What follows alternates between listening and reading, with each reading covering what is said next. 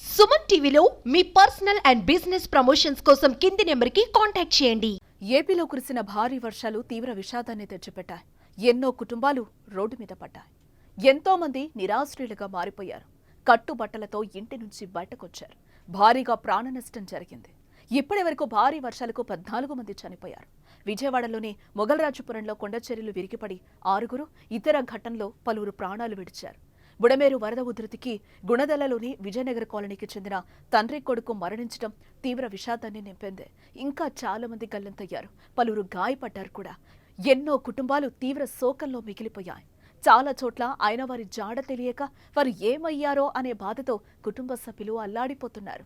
అయితే కొందరిని వరద మళ్లీ కలుపుతోంది. తాజాగా తప్పిపోయిన ఫ్యామిలీ మెంబర్స్ మళ్లీ కలవడంతో తాజాగా విజయవాడలో భావోద్వేగ దృశ్యాలు నెలకొన్నాయి.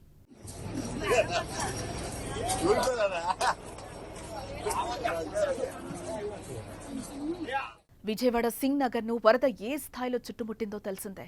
జలదిగ్బంధమైంది సింగ్ నగర్.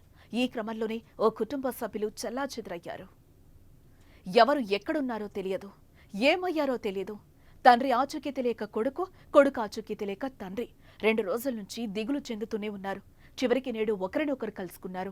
కొడుకును చూసిన వెంటనే తండ్రి చిన్నపిల్లల్లా బోరున విలపిస్తూ హత్తుకున్నాడు.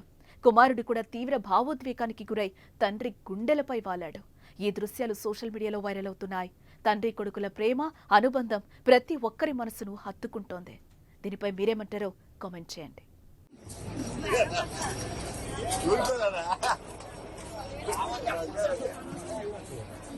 Yeah.